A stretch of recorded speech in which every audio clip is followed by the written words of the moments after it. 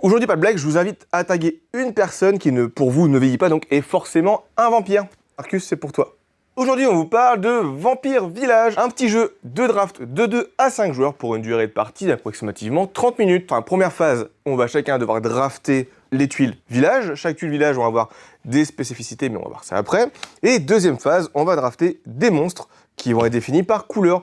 Les sorcières, les loups-garous, les vampires et les démons. Ils m'entraînent.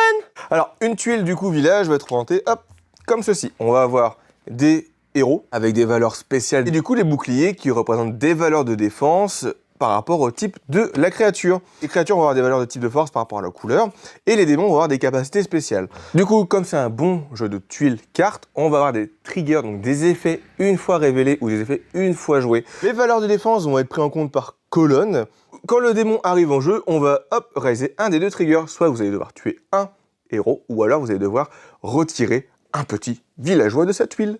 À la fin de la partie, celui qui aura le plus de villageois encore en vie sera élu grand vampire killer de la partie.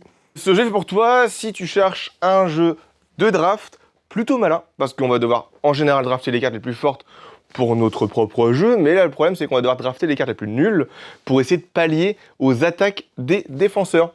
Un grand merci à Studio H. Amusez-vous bien.